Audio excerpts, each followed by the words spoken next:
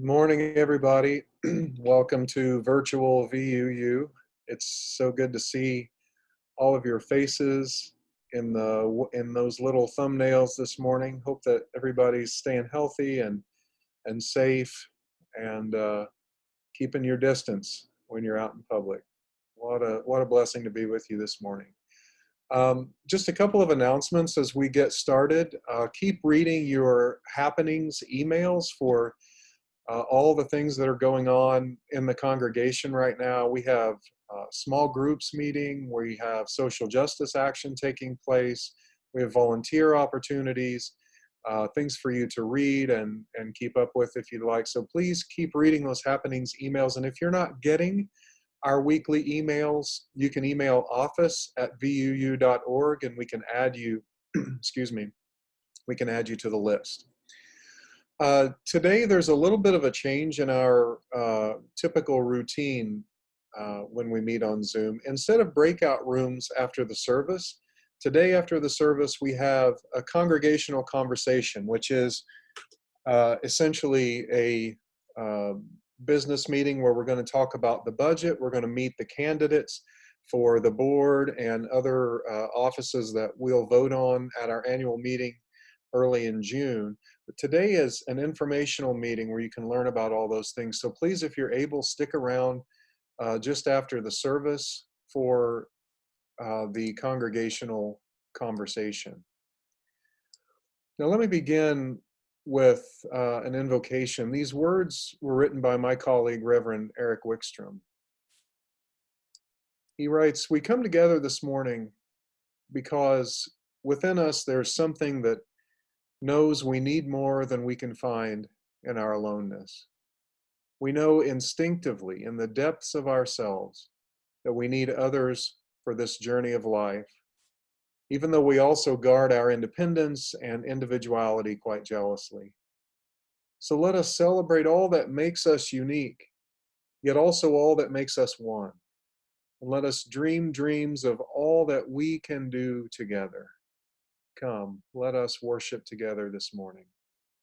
Please draw near those candles or chalices if you have them and light them as we read these words in unison. We kindle this flame, symbol of our faith, for the light of truth, the warmth of community, and the fire of love which calls us to work for justice.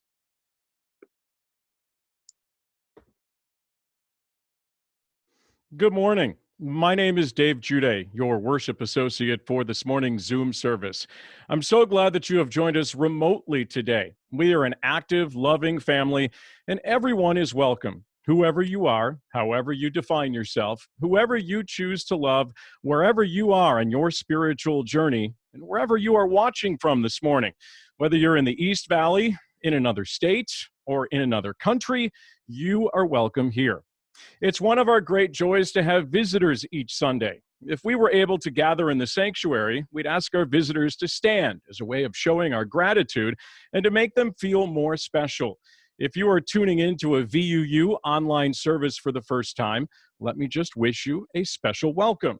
Just know that under normal circumstances, we'd all be applauding you right now, and you would desperately want the applause to stop so you could sit down and stop drawing attention to yourself. This morning, Reverend Andy will continue with his sermon theme of Sabbath. Growing up in a Catholic household, my family didn't really honor the Sabbath in the true sense. Sure, my parents made sure that we attended Mass every Sunday, and as a product of the public school system, I had the bonus treat of going to CCD class on Sunday mornings.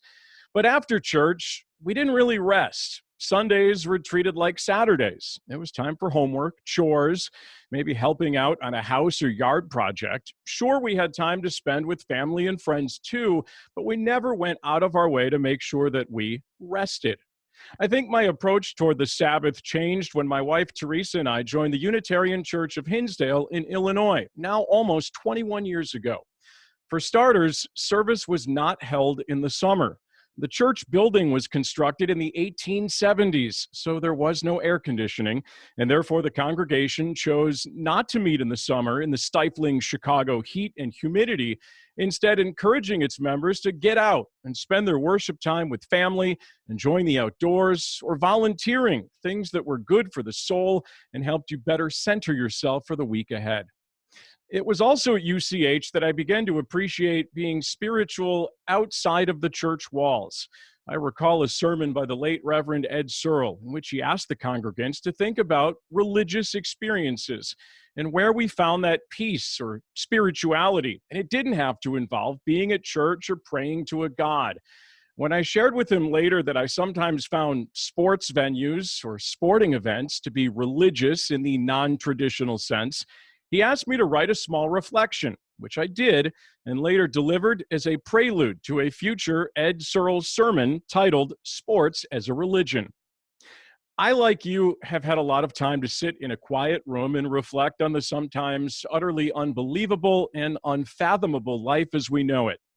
My sleep schedule is garbage. If I go to bed at 10 o'clock, I'm normally wide awake by 3:30 or 4 a.m., usually thinking about the same things. What if my immunocompromised wife gets sick? How do I not bring the virus home if schools don't think outside the box and redefine what a normal classroom experience is? Now that the governor's stay-at-home order has expired, why can't people understand that the coronavirus hasn't magically disappeared? Why is it infringing upon your rights if you are asked to wear a face mask? Why is it so hard for people to believe science and facts? How can our elected leaders blindly ignore them? And when will we start to see a glimpse of light at the end of the tunnel?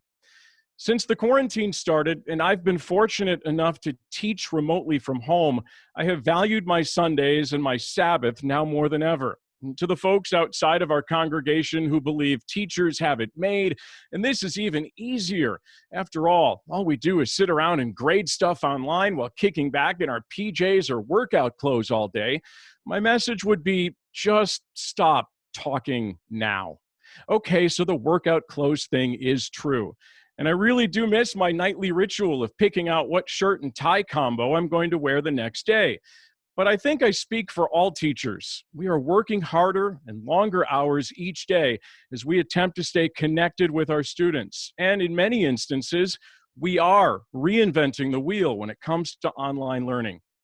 Tomorrow was supposed to be one of my favorite days of the year, graduation night where I teach at the East Valley Institute of Technology in Mesa. The last 4 years I've been at EVIT, we packed Tempe Diablo Stadium. And having outgrown that facility, this year's ceremony was scheduled to take place at the Cubs' newer facility, Sloan Park in Mesa. My students are my kids, and I'm a proud parent, watching them soak in the electric atmosphere of the night and enjoy the recognition that they so greatly deserve. I'm going to miss that tomorrow. I'm going to miss hugging my students and telling them how proud I am of them. And while the school did decide to organize a drive-through ceremony for tomorrow night, without that personal contact and conversation, it won't be the same. It's also caused added personal stress as I weigh the desire to take maximum social distancing precautions to protect my family against not wanting to disappoint my other family, my students, with my absence. VUU regulars know that I like to close my worship associate welcomes with a clever quote that ties everything together. Well, finding such clever quotes about Sabbath is not as easy as you'd think.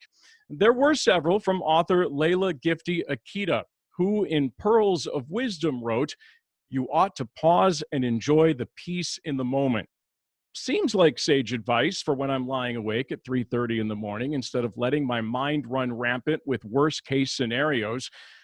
Perhaps that time of peace at 3:30 a.m., perhaps that is my Sabbath.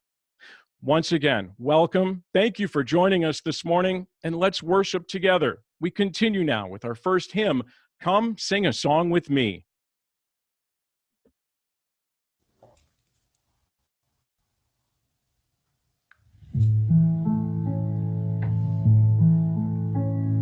Come sing a song with me.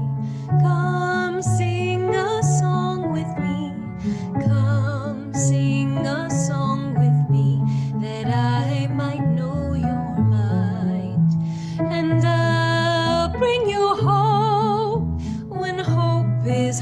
to find.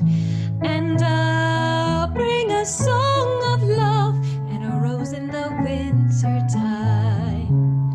Come dream a dream with me.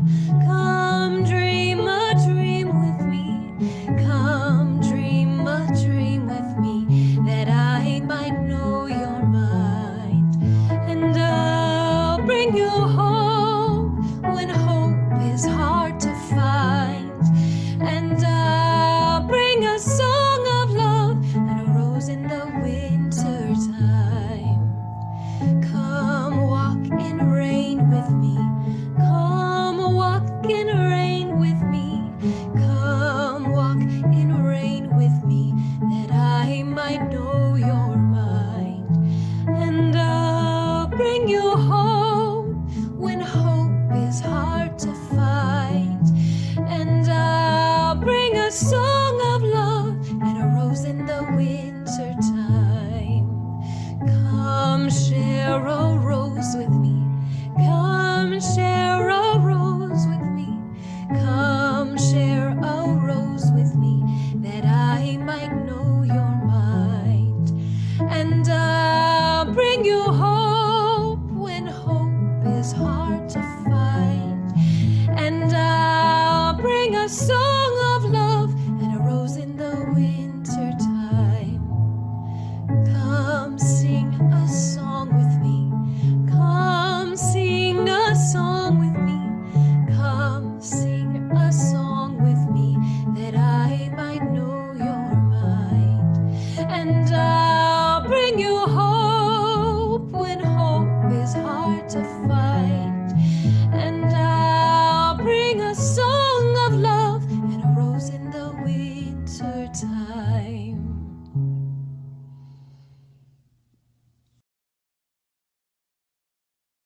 Good morning, everyone. I am Marcy Vaudrin, your Faith Formation Director, and today I'm going to read to you this book, Listening with My Heart by Gabby Garcia. This book is meant to help us help children become more self-compassionate. Esperanza's tummy fluttered as she practiced her lines on the porch. Today was the class play. Waiting for Mama to walk with her to school, she paced back and forth until she spotted a heart-shaped rock. Here's the rock. Esperanza picked it up and showed it to Mama as soon as she stepped outside. I see you found a little treasure, said Mama. Esperanza rubbed its rough surface and felt a twinkle of joy. Maybe it's a sign. For what? Asked Mama.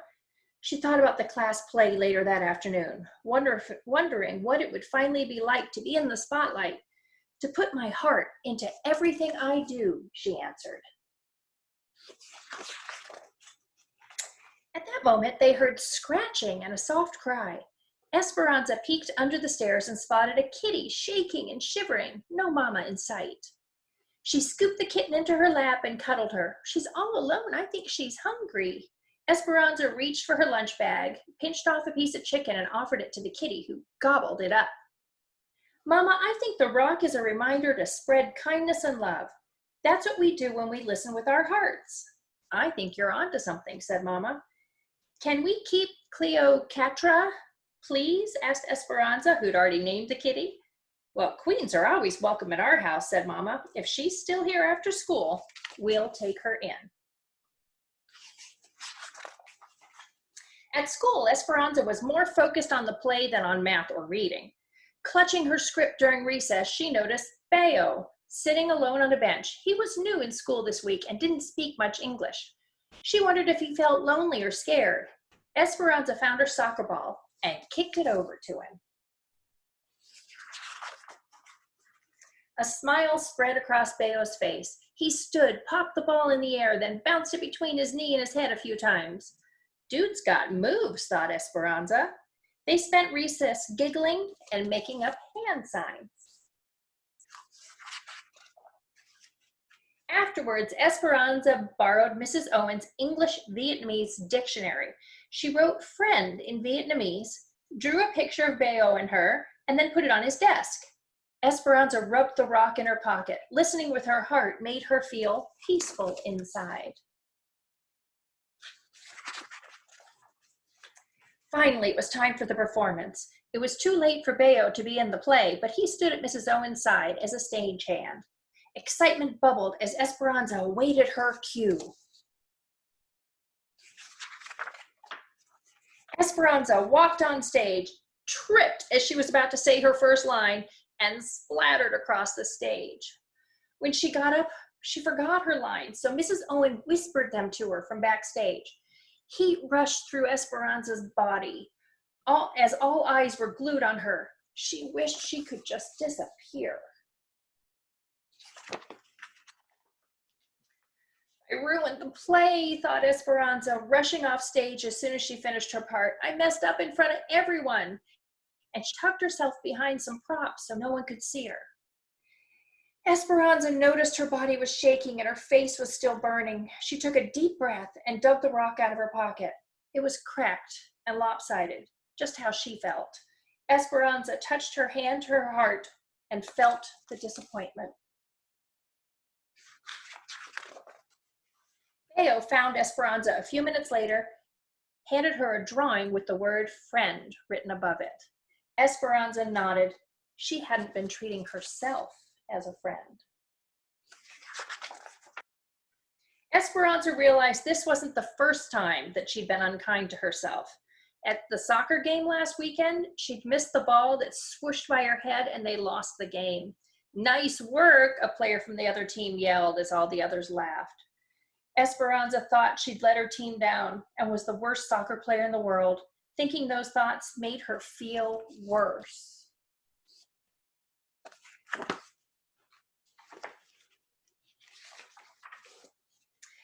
At the curtain call, Esperanza reminded herself she hadn't ruined the play, she'd had an accident, and accidents happen to everyone. Listening with her heart wasn't just about giving kindness and love to others. It was about giving it to herself, too. I can be a friend to myself, Esperanza thought. When Esperanza got home, she focused on her favorite things. She zipped down the hill on her bike and then spent the afternoon painting at the kitchen table. She also got the hug she needed from Mama and some cuddles from Cleopatra.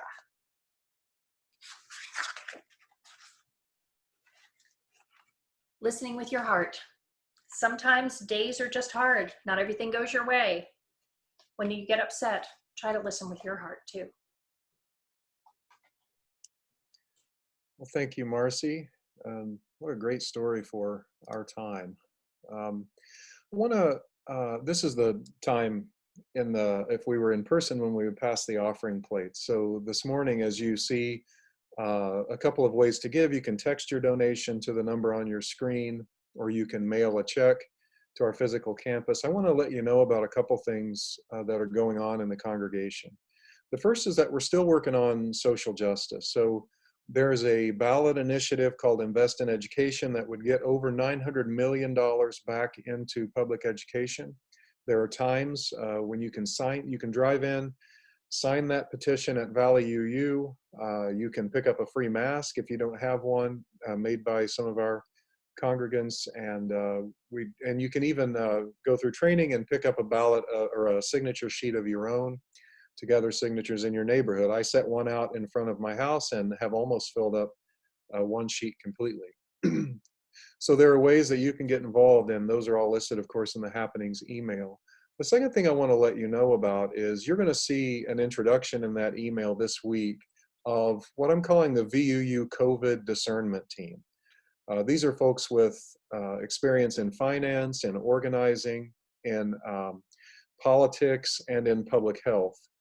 And we're meeting every other week to discuss the implications of COVID for VUU, what the future might look like for us, and we'll eventually be talking about when it's safe to return in person and how to do that.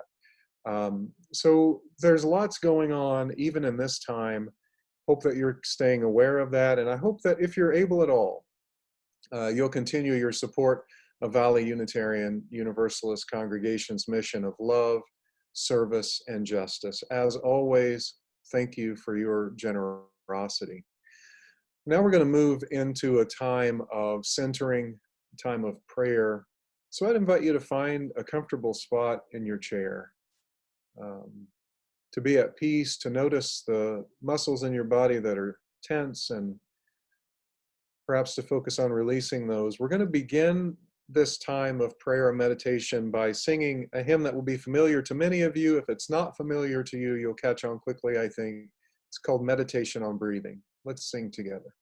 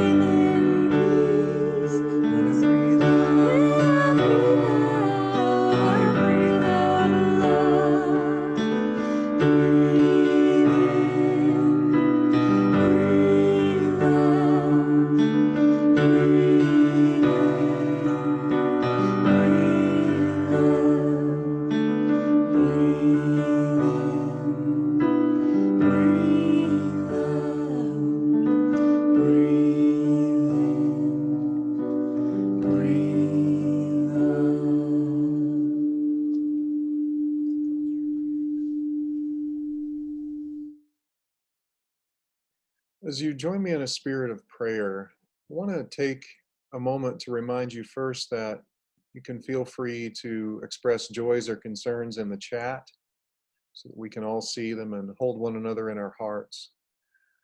Let's take just a moment of quiet to hold in our hearts the members of our congregation and of our community that are struggling with the effects of COVID. There are families in our congregation who have loved ones who have the virus. There are those who have lost their jobs as an effect of the virus. And so we take a pause to hold all those people in our hearts, to remember that we're still community. It's still important for us to be there for one another. Let's join in silence together now.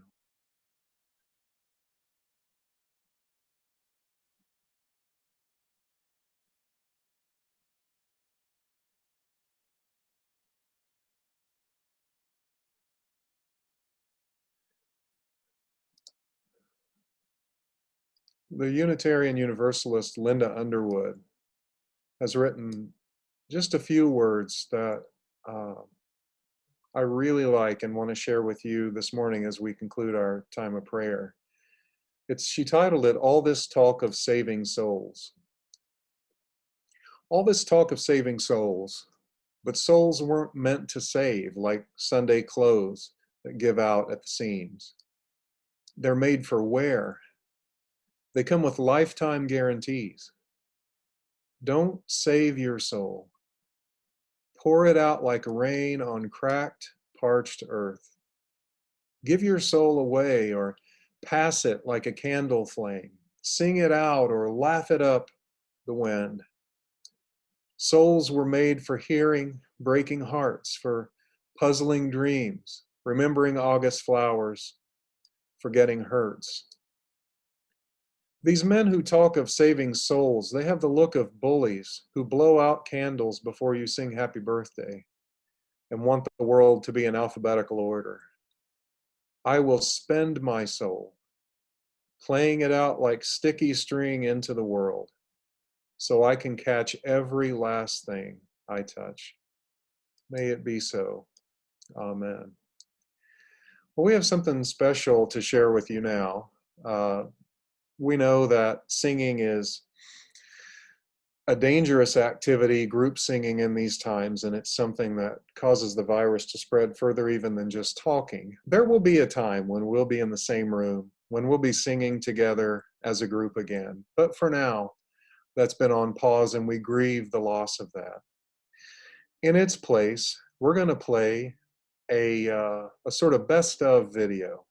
This is a video of the VUU choir, or audio rather, of the VUU choir singing a few years back the 23rd Psalm, a lovely rendition. And so please enjoy this song from the VUU choir.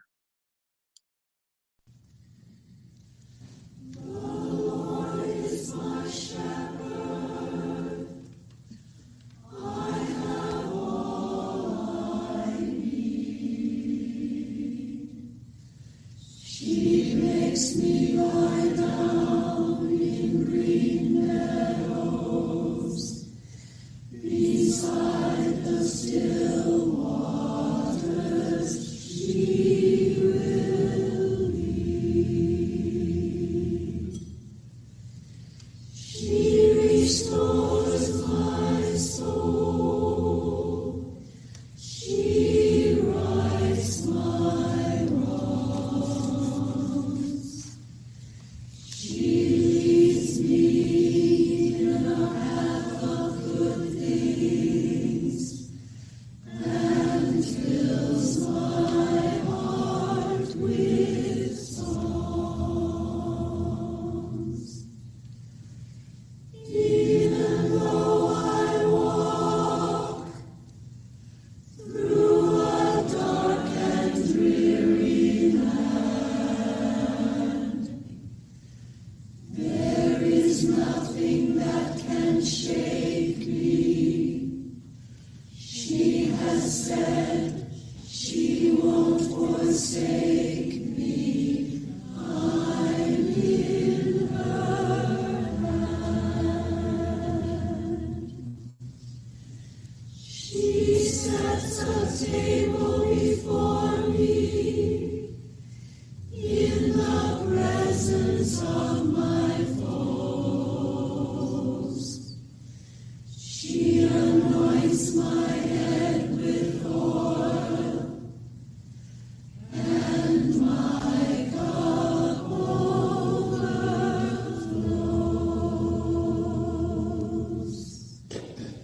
Surely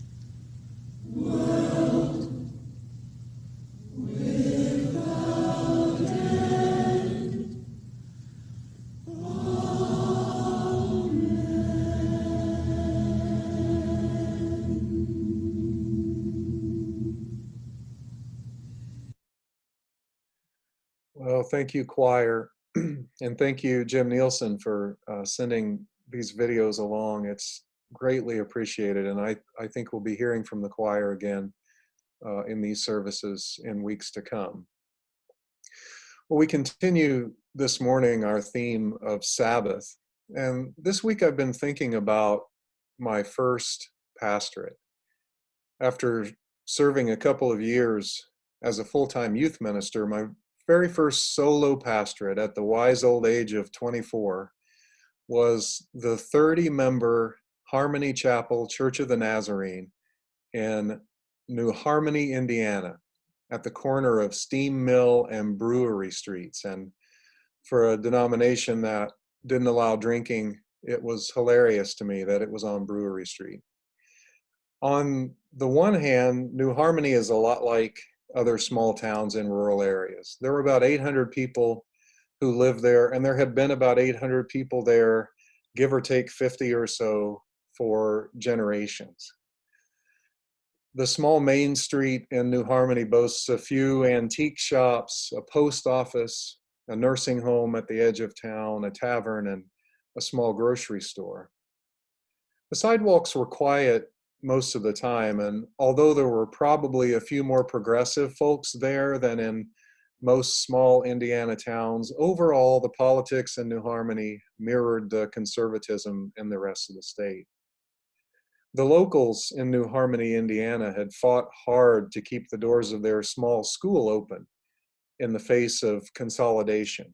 They were the New Harmony Rappites, the only Rappites in the world, named after one of the town's founders, George Rapp. There were only 125 students from kindergarten through grade 12, and that meant that I, as the middle school girls basketball coach, often had to play fourth graders against other teams from bigger schools that were full of eighth graders. It went about the way you would imagine. I was also chaplain of the volunteer fire department, and in that role, certainly counseled people facing loss due to fires, but also drove the fire truck and ran the fire hose and kept my turnout gear beside the bed in case of a late night run. But New Harmony also had two world-class gourmet restaurants. It had an inn where people from around the world came to stay, and a little cabin bed and breakfast. The theologian Paul Tillich, who became one of my favorites, is buried there. In the middle of a labyrinth, a person can walk while pondering selections from his writings on plaques mounted around the maze. And it had a visitor's center on the river, built to the highest modern standards. The town's matriarch, Jane Owen, who graduated from Bryn Mawr and Union Theological Seminary and was named a commander of the British Empire by Queen Elizabeth II, would sometimes drive her Model T Ford around town, waving at passersby, offering tours of the town that she helped to rebuild. Two historic groups had tried to found utopian colonies in New Harmony. One was a group of 800 pietists from Germany who were celibate and built dorms for men and women that still stand today. With their energies not caught up in romance, they made dishes and silverware and brewed beer that they did not drink and shipped all over the country, or all over that part of the country along the Ohio River to sell. They made so much money that their founder got word from God that he was concerned about them having too much money, getting too comfortable, so they abandoned the town and went to a more difficult location. The second wave of settlers was mainly philosophers, led by Robert Owen. Robert Owen wanted to build a model society that was just and equitable for everyone, but like so many liberal communities, they were long on ideas and short on plumbers and carpenters, and their community failed miserably in pretty short order. By the time I arrived there, New Harmony had been rebuilt by the aforementioned Jane Owen. There was an incredible roofless church and examples of architecture that were in books that were purchased around the world. The population was incredibly eccentric. ranging from an oil tycoon who had retired to the quiet little town from New York City to fifth generation Hoosiers who resented the uppity ups invading their town. Mostly, those were the people that I served. Now, the concept of Sabbath was very important to the Nazarenes. It wasn't true for everyone, but for most of us, Sunday was a day of almost complete rest. We might go out to eat, but usually not more than that. And certainly as a pastor, you didn't want to be seen doing manual labor on Sunday. The church was right next door to the parsonage where Heather and I and eventually Sasha lived. I would walk out the back door into the church to conduct Sunday morning services and Sunday school classes, and then after that I would walk the 20 or so steps right back to the house. And because we didn't have two nickels to rub together, there we would sit on Sunday afternoon. I remember sitting in my living room in that little parsonage on Sunday afternoons, looking out over a lawn that needed mowed. But I didn't dare mow it because as sure as I did, somebody would walk by and holler, "Hey, preacher, why are you mowing the grass on Sunday?" The guys at the fire department would tease me. The old parishioner gossip line would get fired up. So I just sat there, stressed, wishing I could go outside and get the mowing out of the way for the week. Anything can become a burden, even Sabbath. It turns out I'm not the first to experience the shadow side of Sabbath. Way back in 750 BCE, the prophet Amos told anyone who would listen that Israel had lost its way.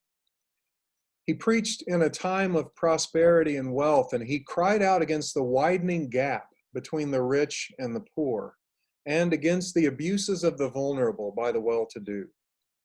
Amos has traveled down to modern times in part through the preaching of Dr. Martin Luther King Jr., who was fond of quoting the passage from Amos, "Let justice roll down like waters, and peace like an ever-flowing stream."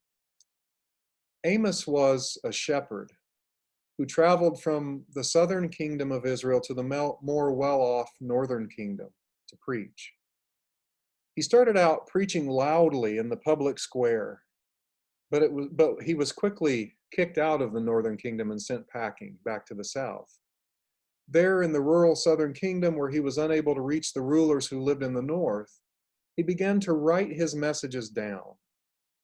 From his writings, we know that Amos believed God had very little interest in religious ceremony. Instead, the God of Amos looked on the heart of people, looked at their motivations. God, Amos said, had no interest in empty observance of religious ritual. Justice and righteousness were most important. It's no surprise then that Amos had something to say about Sabbath, which had become a ritual observance in his time. Here's what he wrote. This is from the New Living Translation. He said, "Listen to this, you who rob the poor and trample down the needy. You can't wait for the Sabbath day to be over and the religious festivals to end so you can get back to cheating the helpless. You measure out grain with dishonest measures and cheat the buyer with dishonest scales.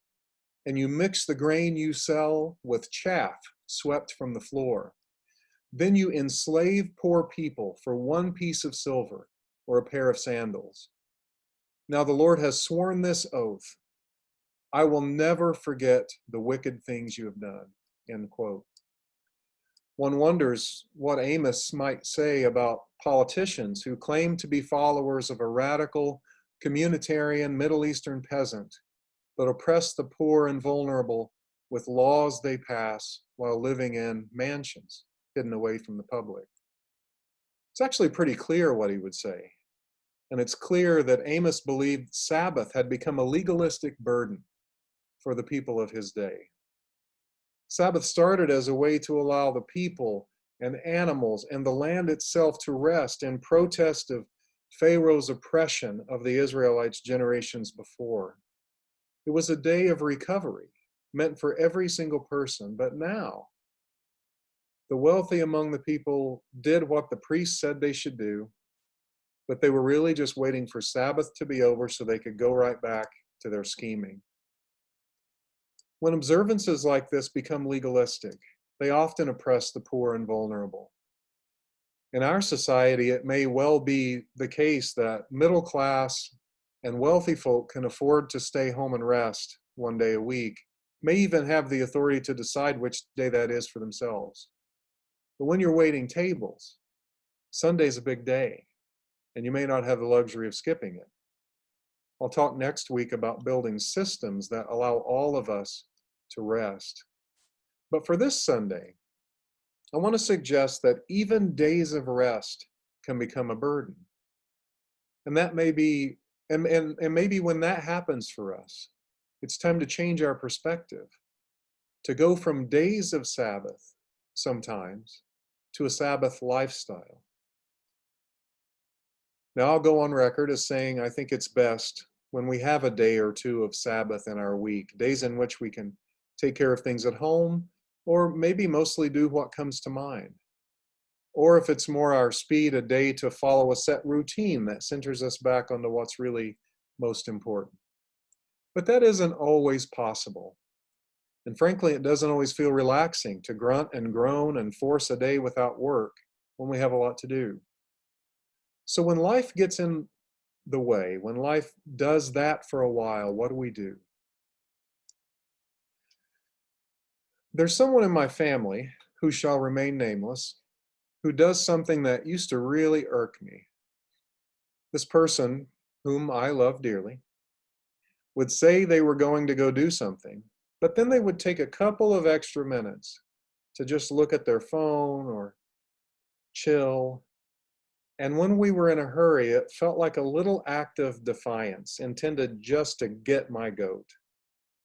Well, don't tell this person, please, but I actually admire it a little now. A little. Because I think what that person is doing is honoring the transition from inactivity to activity, not rushing headlong into the next moment. That task will still be there in a minute or two.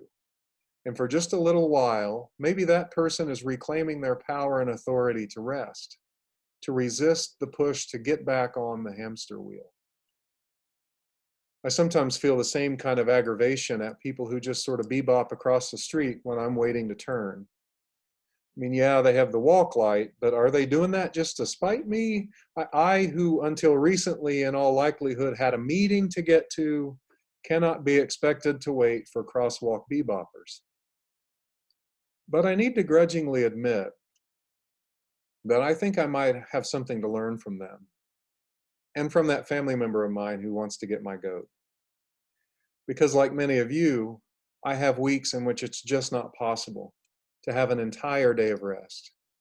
But I can almost always find moments of Sabbath in my day. They happen for me on morning walks, when I take an extra lap around the neighborhood, just so that I can listen to a little more music. They happen in the driveway, when I take the time to finish listening to a song or a podcast before heading inside. When rather than rushing past the window that looks out onto a family of quail walking along my back fence, I take a moment to admire the wonder of life and the gift of new life and of family. When I catch the kids doing something great and pause to say thank you. Those moments do more than help us rest. Let's face it, maybe more rest isn't what you need right now. But Sabbath moments also help calm us when we're anxious.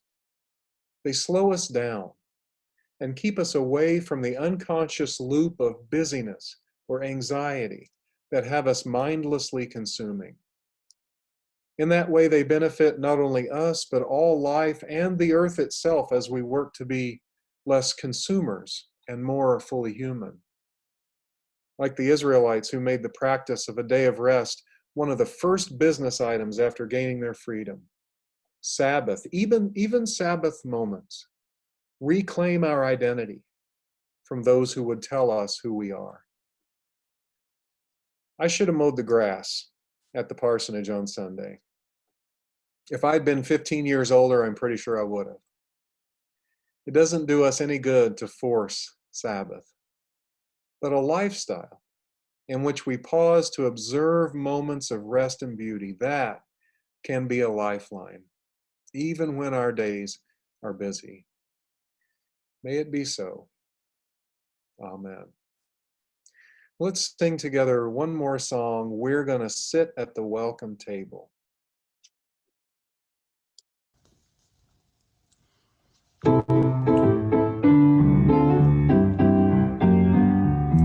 We're gonna sit at the welcome table. We're gonna sit at the welcome table one of these days. Hallelujah. We're gonna sit at the welcome table. Gonna sit at the welcome table one of these days.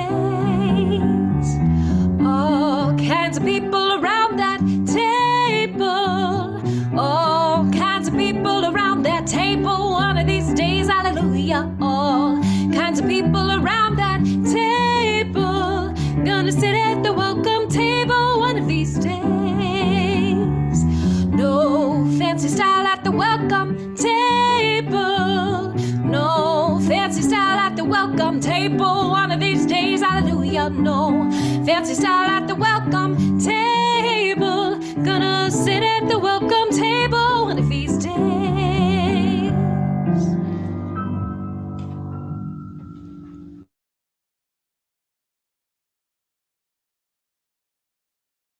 Please join me in reciting the words that we use to extinguish our chalice. Though we extinguish the chalice, our connection to each other and this community remains. May its light guide us this week as we walk the path of justice, speak words of love, and fill our world with compassion until we meet again.